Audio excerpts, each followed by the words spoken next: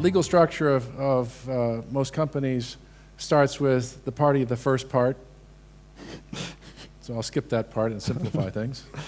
And despite the fact that I was described as a rock star, I was actually kicked out of the choir in the 4th grade because I can't sing. So I went into the law business instead. Probably a mistake. There's probably more money in the rock business for people who can't sing, as we all know, rappers, for example. Anyway, what I've been doing for roughly 40 years in Silicon Valley is supporting young companies that grow into big companies. The companies that start in garages and grow to the size of Hewlett-Packard, and I've represented both Hewlett-Packard and the people in the garage over those 40 years. And it was as a result of my representation of Hewlett-Packard that I got to become involved in companies in the Nordic region. Hewlett-Packard asked me to commute to Stockholm for the better part of a year in connection with a pair of international arbitrations. I got to know a lot of the technology lawyers in Stockholm, and pretty soon I knew the technology lawyers in Helsinki and in Oslo and in Denmark, etc. And today, a significant portion of my practice is representing companies who have their origins outside the United States, principally in the Nordic region and the Baltic states, who all have seen this phenomenon in the United States about electrical power generation. And you say, well, why is he talking about electrical power generation? Those of you who have been to Las Vegas know that half of the electrical power in the United States is used to light up the night sky in Las Vegas. The other half of that electrical power, virtual electrical power, lights up Silicon Valley, and it attracts everybody from around the world to come to Silicon Valley because everybody that you want to interact with is there. Nokia, for example, has, the head of advanced research and development, Henry Thierry, has his office across the street from my office on Page Mill Road. Ericsson has 2,500 employees in a campus in San Jose. Skype is just up the street from my office. Intel, has got a huge campus. Hewlett-Packard across the street on land leased from Stanford. The VCs are there. Artery's partner, their office in Saratoga.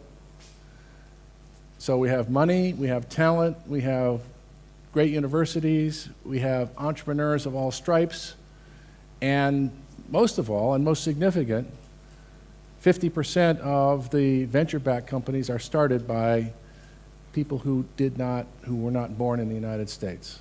So unlike the rest of the United States, we don't have a problem with immigrants who come to live out their dreams. So what is the challenge for a young company that wants to enter business, an established business in Silicon Valley? And this is where I'm going to use the chart.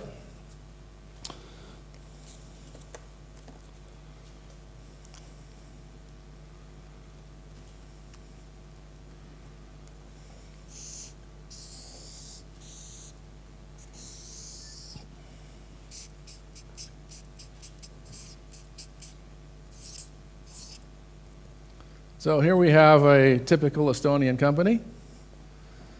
It has shareholders. It's got some employees who may have stock options. It raised some investment capital, friends, fools, and family, maybe some seed capital, maybe even some money from the Development Authority. And its product and its brand and its possibilities are growing. And it sees that the opportunities for product expansion are best in the United States, where we have 350 million consumers, all speaking more or less the same language, English. If you go to Mississippi, you might question that whether they speak the same language. But nevertheless, and we have a common currency. If there's a deficit in the accounts in Mississippi, we don't have to bail them out because we have a common currency and a common government. So, what is the legal foundation for setting up a company in Silicon Valley that's going to be the basis for doing business there?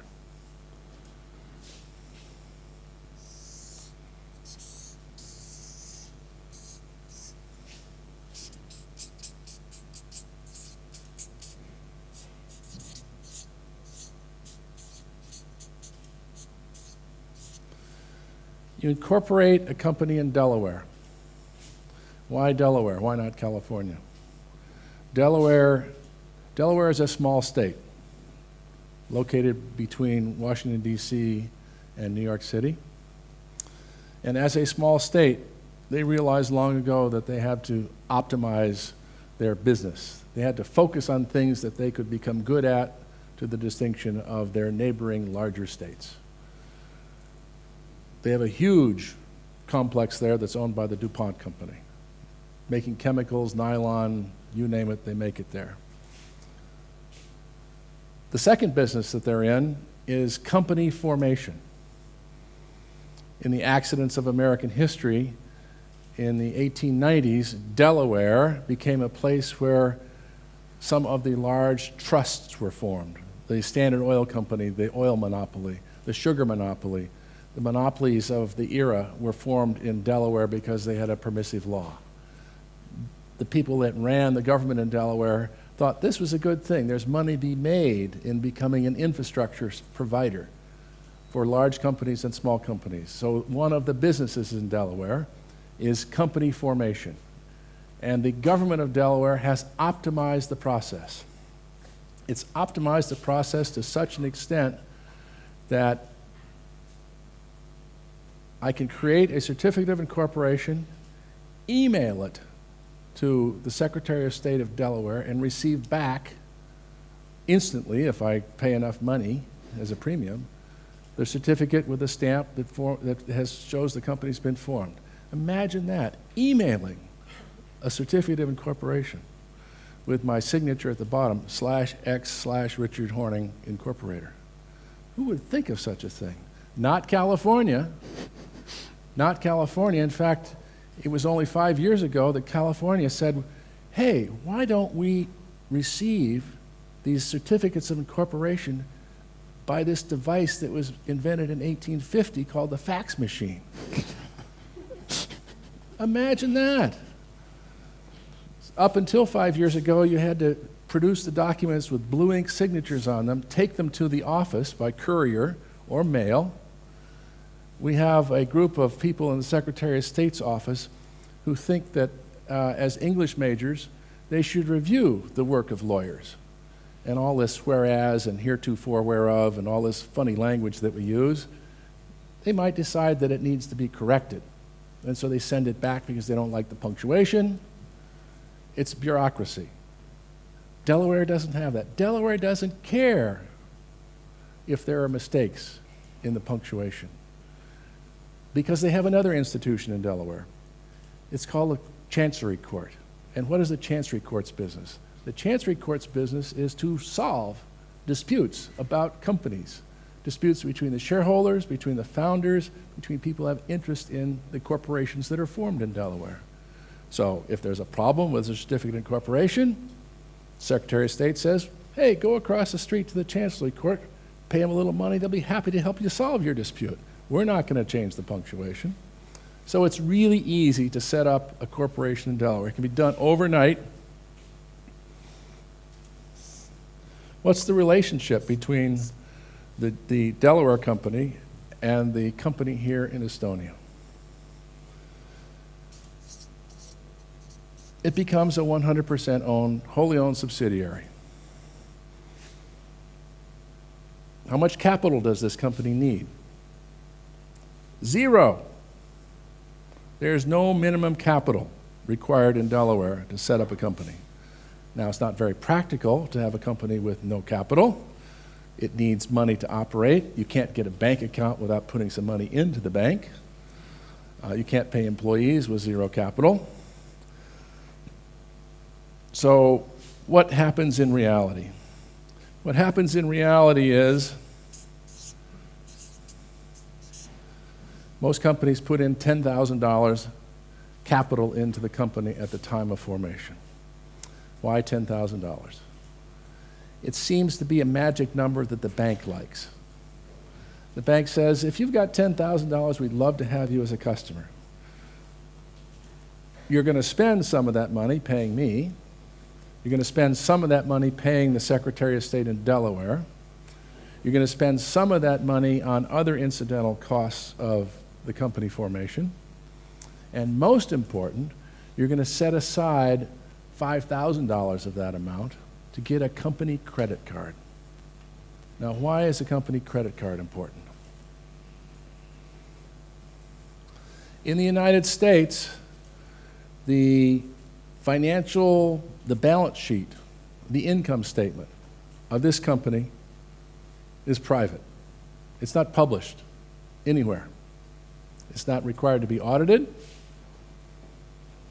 The income tax return of this company, where they send it into the government every year, both the state government and the federal government, it's not published. So what do we know about this company? If you're somebody who wants to supply goods or services to this company, how do you know that they'll pay you when you don't have access to any public records that show that this company has money? We have an institution in the United States, it's now come under much criticism, called credit rating agencies. Moody's, Standard & Poor's, there's TransUnion. They've come under criticism because it was the credit rating agencies who said all of this dubious mortgage debt was actually rated AAA when it should have been rated as junk. It's these credit rating agencies who decided that the United States is no longer a AAA rated creditor, it's AA. It's these agencies that are threatening to downgrade France to AA. What is their business? They monitor the financial activity of this company. And how do they do that? They have an arrangement with the banks. They call the banks from time to time and they say, so what's this company's balance? How much money do they have in the account? The bank says, we can't tell you precisely how much they have in the account. What we can tell you is it's mid-4 figures. It's mid-5 figures. They ask the bank, so what's the turnover like? The turnover is mid-4 figures, mid-5 figures. That's the monthly amount that flows through the account. And then they call some of the suppliers to this company, the telephone company, the gas company, others, like the credit card company, and they say, ask the same question a different way. So you're a supplier to this company. How do they pay their bills? They pay their bills 30 days, 60 days, 90 days, and they write this information down. And so when I'm a new supplier of goods and services to this company, I go to the credit rating agency and I say, so, are these reliable people? Do they have money? Do they pay their bills on time? Credit rating agency said, yes. Here's the data that shows this. Now, where does the credit card come into the picture? The credit card comes into the picture because you can multiply the number of data points by using the credit card. For example, you need a new laptop for the business. So you go to a well-established institution in Silicon Valley called Fry's, which is a computer store where you can buy everything. It's where Jobs and Wozniak bought the parts for the first Apple computer. It happens to be just down the street from, one of them is just down the street from my office, and there are people in there all the time buying every kind of gizmo in the world, every kind of component in the world. You go to Fry's and you use your credit card to buy that computer. So what happens? The credit card agency, the credit card company, reports that transaction to the credit rating agency. A transaction happened. We can't tell you what the company bought, but it was low 2 figures, a couple $1,000s. Data point. End of the month comes along. You get the bill from the credit card agency. You pay the bill. They call the bank and they say, bank, what happened last month? Oh, this company paid a bill in low 2 figures. So for the same transaction, you get 2 data points. So you're increasing the volume of economic activity, artificially you might say, which has the effect of increasing your credit rating, which is really important down the road. How important is it? You move into a new office. The landlord says, who are these people? What's their credit history? How much a deposit do I need to secure the performance of the lease? Well, this company has a very good credit rating. I don't need to worry as much as I might if they had a poor credit rating, so I won't require a large deposit. True-to-life example of the effect of credit rating. I'm involved as an investor in a company in the United States that has a daughter company in Finland. The co-founder of the company, who lived in the United States, was using her personal credit card to buy that computer, to buy printer paper, to buy all kinds of goods and services that the company needed to grow the business in the United States. And she was being reimbursed by the company for the expenses. At the end of the month, she'd put in her little slips that you get with credit card transactions. The company would write her a check. It's now time for this company to go into the e-commerce business, to launch the product, launch the website. In order to be in that business, they needed a line of credit from a major bank that would back the transactional activity that happens with an e-commerce website. The bank said, you don't have a credit history. What about all of my transactions? Those were your personal account. Your company has no history. We need a $50,000 deposit before you can launch your credit with us. If the company had had a credit rating, the bank would have said it's $10,000 deposit. So this idea of using a company credit card has a real practical value. And it doesn't cost you anything. The bank is perfectly secure. You've set aside the $5,000 for a $5,000 limit, so the bank's not at risk. If you don't pay the bill, the bank grabs your $5,000 and pays the credit card company. You've leveraged that initial capital to gain something of real value, which is a great credit score.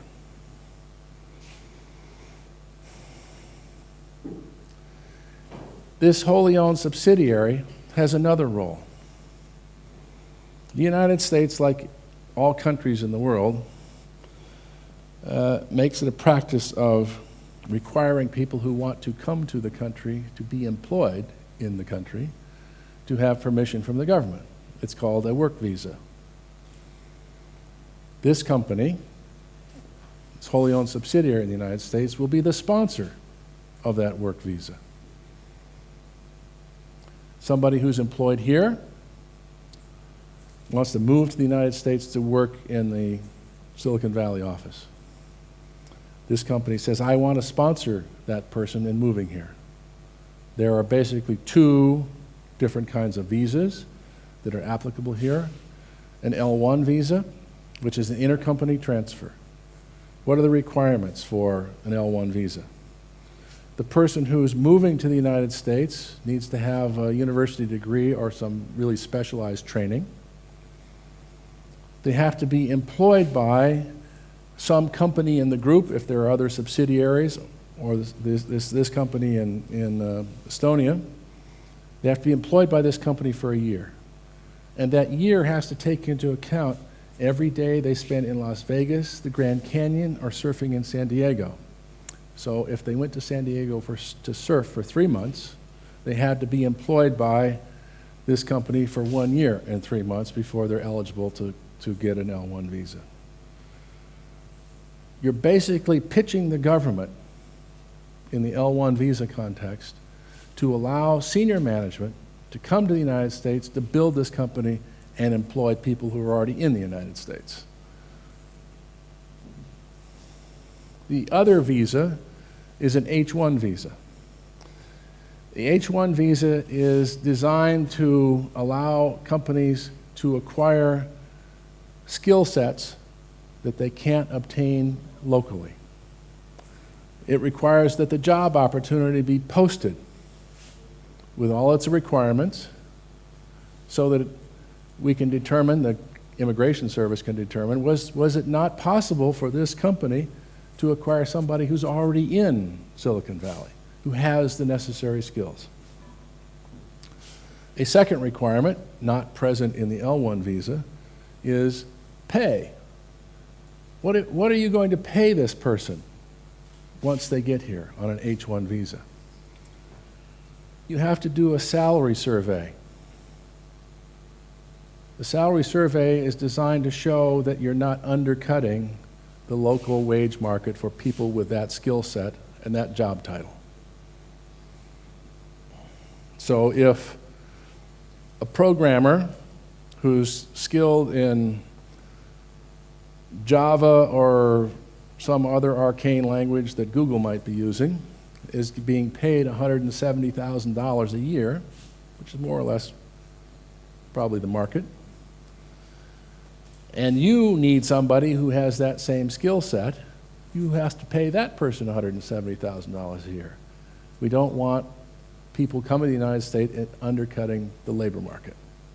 So you have to prove that the pay that you're going to pay this person who's coming here from Estonia is equivalent of what somebody who has that same job title in the market, in Silicon Valley, for example, is being paid by others.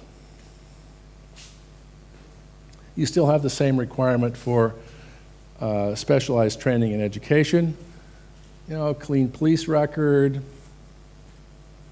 It's the discretion of the government, and there's a second step. Actually, it's a two-stage process. You need the permission of the Immigration Service, which is now part of Homeland Security, and you need the permission of the embassy in your home country. And this embassy problem was for a period of time in Finland a big problem. Apparently there was somebody in the embassy in Finland who thought this was a very bad idea to allow Finns to come to the United States and work in subsidiaries or other companies that were using the H-1 visa process. And they basically held up all of these visas. The embassy people are part of the Secretary of State, Hillary Clinton's group. Now, last I heard, the person in Helsinki that was the problem is now processing visas in Turkmenistan, and so the problem has disappeared. And this, mind you, is not something that the ambassador has much control over.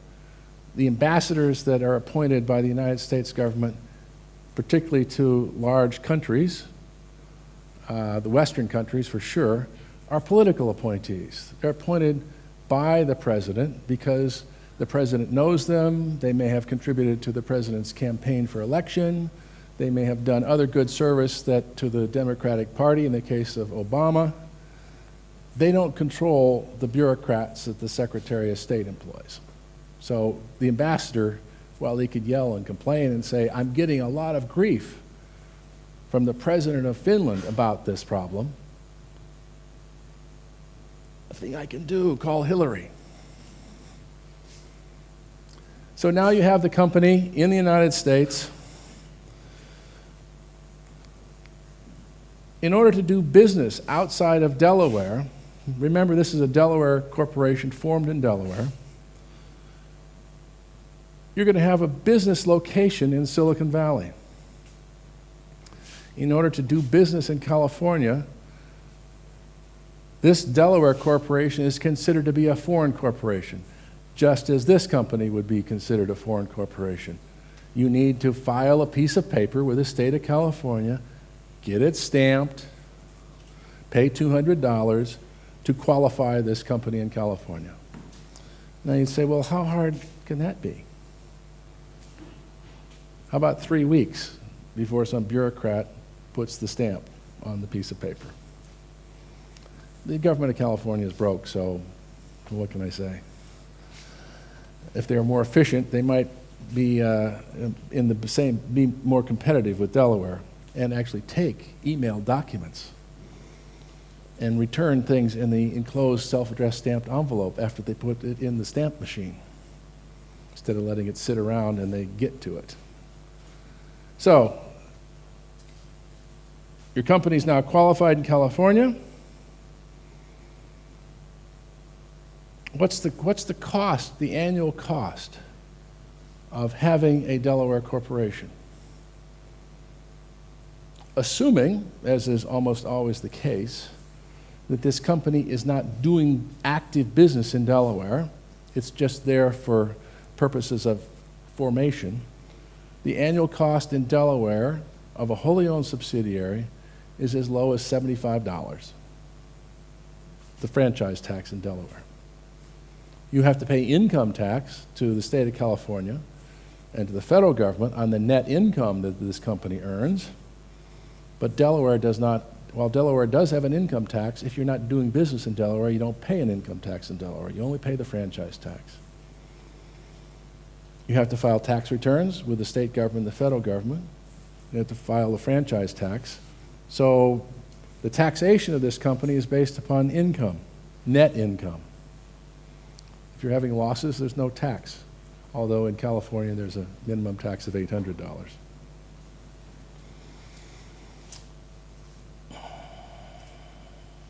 What are the other requirements that this company has to effectively be in business in California? You should have, although it's not required by law, you should have general liability insurance. If somebody comes to your office and stumbles on a piece of torn carpet and wrecks their knee, they might complain that you were not maintaining the facilities properly and bring a suit against the company. General liability insurance takes care of that problem. It doesn't cost that much, and then you should have it, because accidents do happen. You can also get specialized liability insurance depending on the kind of business you're in. Those premiums can be depend to a large extent on the kind of business you're in. So you have insurance, you got money in the bank, you need a tax identification number. And here we end up with, again, a practical problem. What do you need to obtain a tax identification number for this company? You need someone who has a Social Security number. Social Security numbers are issued by the federal government. All Americans get Social Security numbers at birth. Foreigners can get Social Security numbers by filling out some papers and presenting copies of their passports and waiting 3 weeks, and you'll get a Social Security number. Tax identification number, not a Social Security number. Once you have that, this company then can get a company tax identification number. So what happens in reality? With my clients, I am not only the incorporator, I'm the assistant secretary of the company. And immediately upon the formation of this company, I apply for the tax identification number for this company using my Social Security number and my address as the interim address of the company, 1530 Page Mill Road, Palo Alto, California, 94304. Richard.Horning, snrdenton.com. That's where the company has its first office. It's got its tax identification number. It's got money in the bank. It's making application to move people here. Now, let's suppose that this company wants to employ people. They need a work visa or a green card or citizenship in the United States, because the company needs to fill out a form they send into the government saying, we checked your ID, we checked your green card, it has a valid number on it because we looked it up in a database and we can hire you. Your passport looks a little dodgy, so maybe that isn't going to work, but your green card will work. So now we have another practical problem. Payroll taxes, social taxes, all the taxes that are related to employment.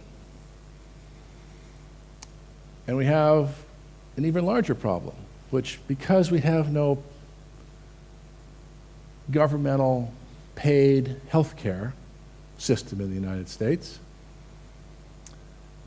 being ill and going to the hospital is horrendously expensive for anybody. So you need to have health care insurance.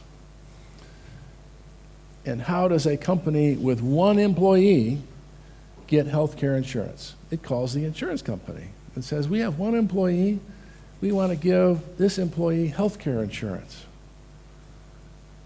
The rate to cover a single employee, as you might imagine, because there's no pool of employees to spread the risk across, is going to be significant. So what's developed in Silicon Valley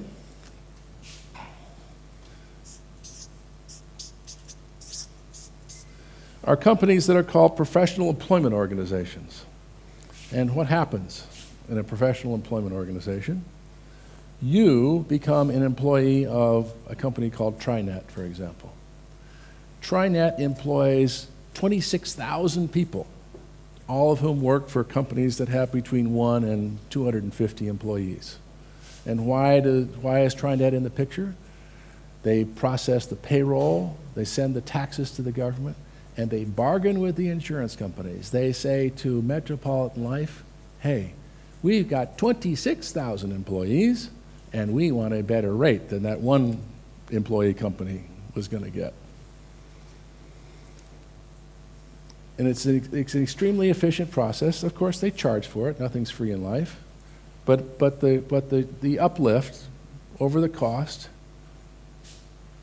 taking into account what it would cost your company to process all of those payments records, make sure the cash gets to the federal government, make sure the social taxes are paid, making sure that the withholding tax is paid, making sure that premium on your health insurance is paid. They take care of all of that for a single fee. There are other companies besides TriNet. TriNet happens to be one of the old ones, and it's one that I use frequently. And now we have a system where the HR process is outsourced to this PEO.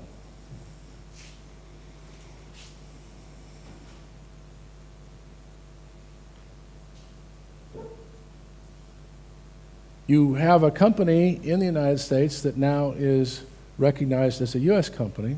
So to the extent that there are some issues with the Buy America Act or other state legislation that gives some benefit to a government doing business with a incorporated company in the United States, you have this vehicle for that purpose.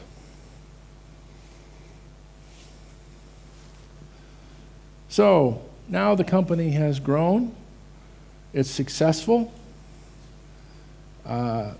it's scaling up, revenue's increasing, customers are increasing, it's on the road to hockey stick growth. It's time to think about the raising of additional capital.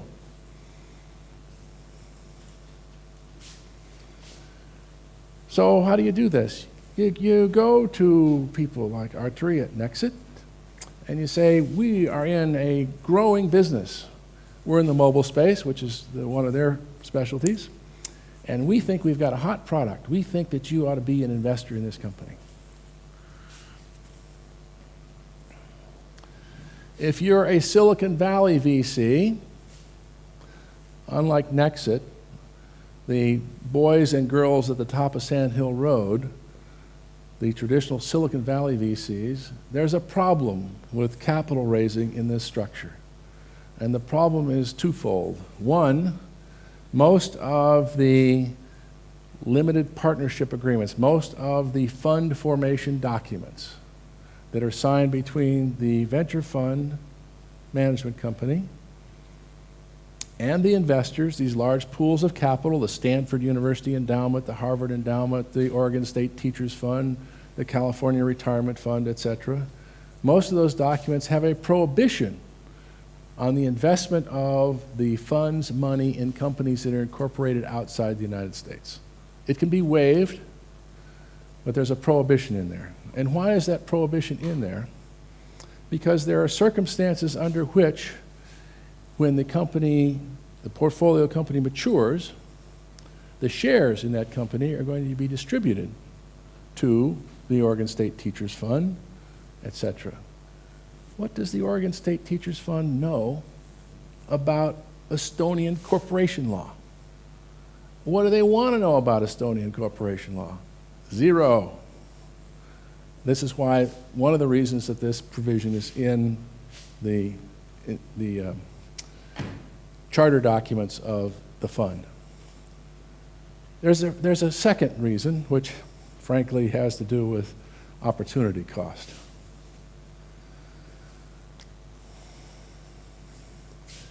In any given quarter in the United States, $8 billion is being invested in various opportunities by the venture capital community. And this, mind you, is down from $29 billion.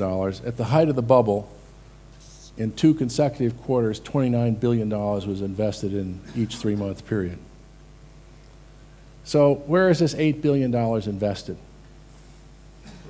Mind you, this is the money that's professionally managed by venture capitalists. This is not angel capital, this is venture capital.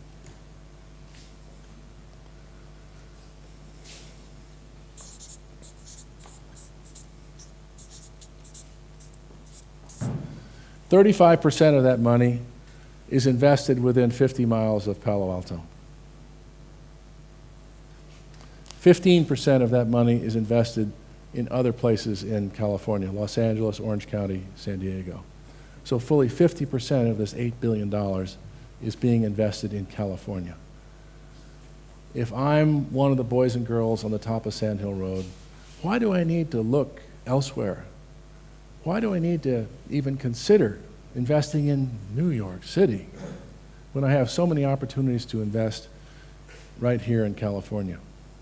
And these percentages pretty much transcend the segment of the economy.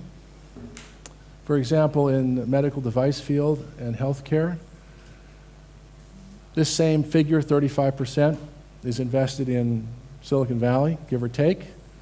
Boston is the second runner-up, 10 to 15%. Semiconductors, higher than 35%. There's still money going into semiconductors. So we have a practical problem, which is most of the VCs are not interested in looking abroad. And the VCs, like the venture investors, the Oregon State Teachers Fund, they don't want to learn anything about Estonian corporation law either.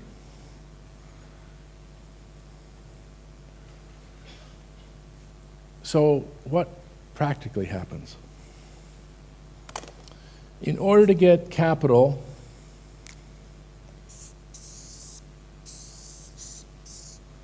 a new company is formed.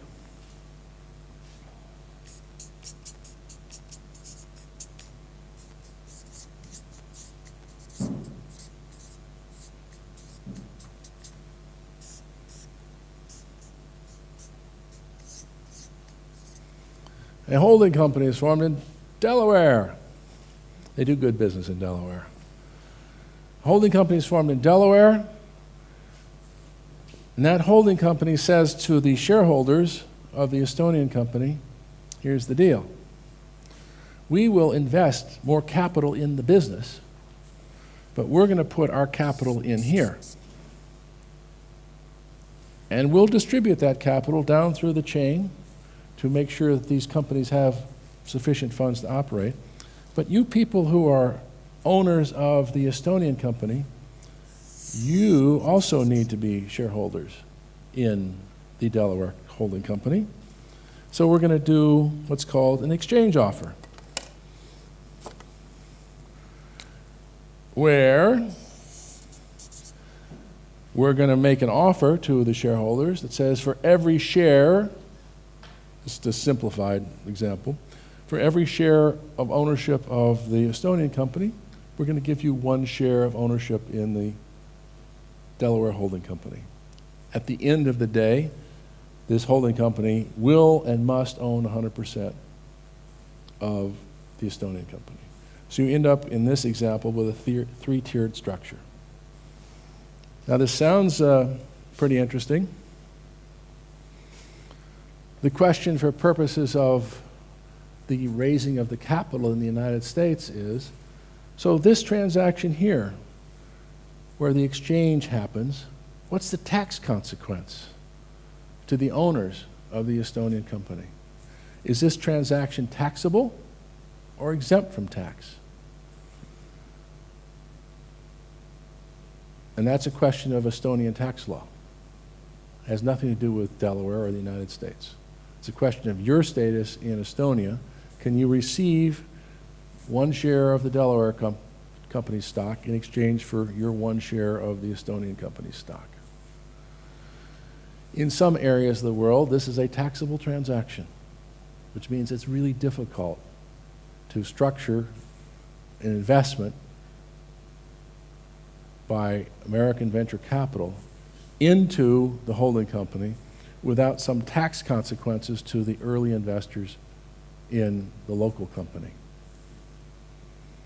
So how do you solve that problem?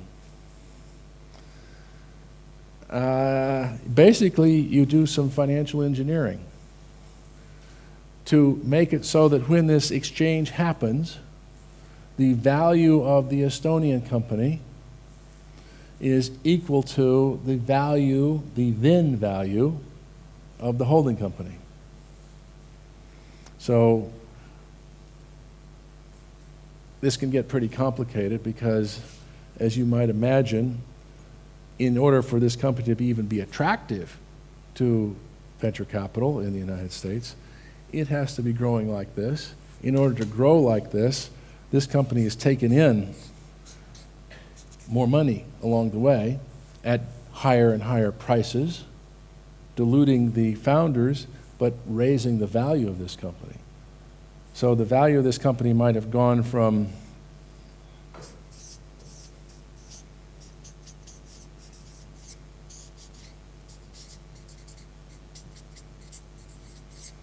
from 100,000 euros to 5 million euros as a result of the injection of capital and the growth of the company. You now end up with a transaction where, if this is taxable, you have to create a value up here that's equivalent to the $5 million down here, but the people who paid 100,000 or pennies now have a tax problem. There are ways to address that tax problem, but it can get pretty complicated. That's all individual and customized. I think it to be the case. Somebody's going to correct me if I misstate Estonian law, tax law, but I think this type of transaction is exempt from tax, usually exempt from taxation in Estonia. Yes? No? Yes? I think so, yeah. Okay, good. Thank you. It's all, the devil's in the details. The devil is in the details. So engineering a transaction like this, and I've done, this is called a flip. You basically flip the ownership of this company into ownership in this company. In Finland, this can be pretty devastating from a tax standpoint. Now you say, well, wait a minute. What about Skype? Skype got investment from Silicon Valley, from Draper Fisher, Index. What about My SQL? Swedish company, got investment from Benchmark. I can't speak to the Skype situation, but I can speak to My SQL. At the time of the flip, or what would have been the flip, the tax consequences to the Swedish shareholders who had been in this company in the My SQL Sweden for 8 years was horrendous, painful, exorbitant. And Benchmark, which was putting the money in, says, we're not going to solve the problem of your early investors. They got to take care of the tax problem. In the case of My SQL, the investor said, time out, we're not doing this. We're not taking the tax problem on ourselves. If you want to be in My SQL, you can, the British word is bloody well, put your money into the Swedish company. And so the money went into the Swedish company from Benchmark, the American venture capital fund. A significant sum of money which raised the value of My SQL to about $200 million.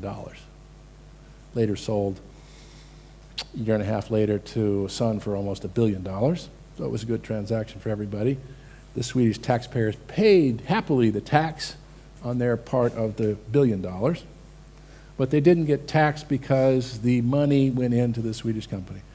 Those are two of a very small set of exceptions to the rule that American venture capital funds do not invest in foreign companies. You can argue, and if you've got a hot company where there's lots of competition and a big tax problem that can't be engineered out of the system, it was impossible to engineer it out of the system in the My SQL case, you might be able to say to the venture fund, go to your limited partners, go to the Oregon State Teachers Fund, tell them this is a hot deal, you got to waive the restriction. This is going to be good. It's going to be the next My SQL.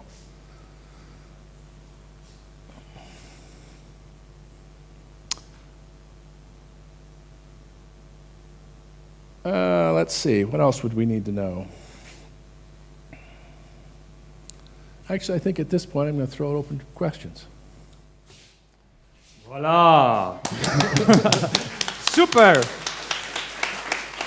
At least I got the answers for all my questions, because I was afraid in most of this part here. So how from my little Estonian startup, how can I get the investment of $1 million or $5 million? And yeah, not to lose anything. Oh, not to lose anything. Oh, that's a simple story. Oh, that's a different story. Well, let's take a very good example of your little Estonian company, Grabcad. Yeah, that's true. Okay. Grabcad came to the United States. They flipped the company and raised $1.7 million in the first round of financing. Rumor has it there's another round of financing in the works, at least according to the gossip pages in Silicon Valley. So it's done. It can be done by Estonian companies. Mm-hmm. That's an example. And this is how they did it? Yeah. Okay. Pipedrive.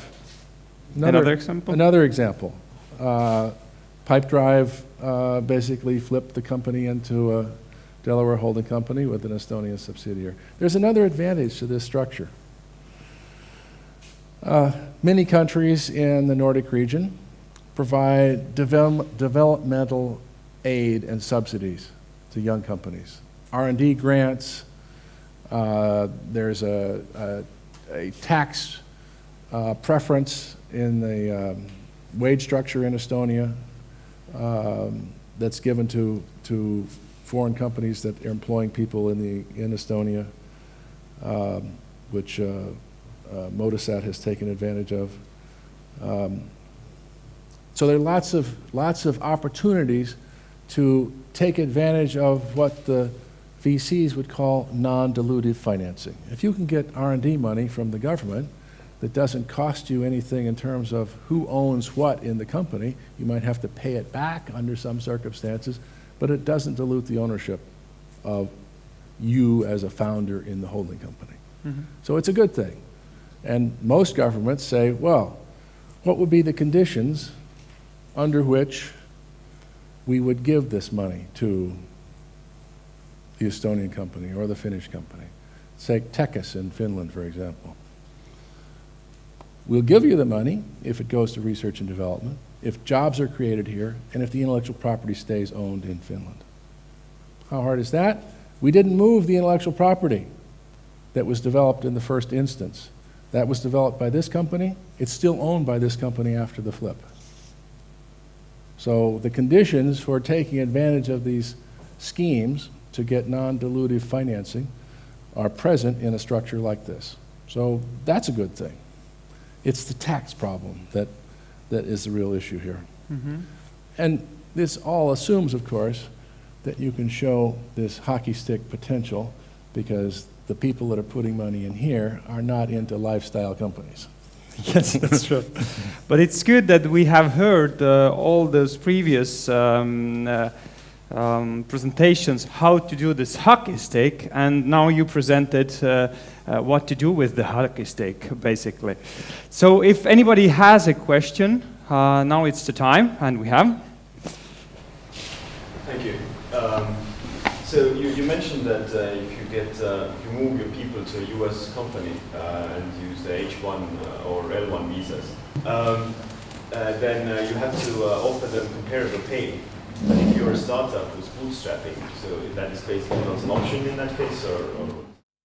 For a startup that's bootstrapping, the practical realities are you need to dumb down the job title of the person who's applying for the H-1 visa and increase the real special talents that that person has to have, so that there's nobody in Silicon Valley who's a junior programmer paid $50,000 a year who speaks fluent Estonian because you're using some obscure version of Java that's written in Estonian.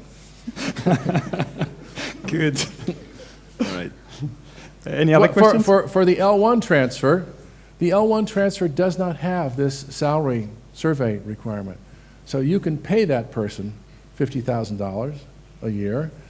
You do still have the problem of the title, because the government's going to say, hey, how come this person that you're sending over here as a senior executive, he's called a vice president, he or she, is being paid only $50,000 a year? And the answer is, well, that's what we paid him in Estonia. Doesn't sound like we've got a synchronization with the program here. Well, no, we busted his title down to junior programmer. No. Junior programmers don't build companies in the United States, which is why we've given you the L1 visa. So you have to call that person the vice president or some senior sounding management title, building jobs, and convince the government that, yeah, it's $50,000 a year, but we're subsidizing his housing, her housing. We've taken care of covering the lease on their apartment back in Tallinn. So it's actually more than that. It's just an argumentation issue. Which lawyers know. Yeah. Any other questions? No. Thank you, Richard, a lot. I don't know if you have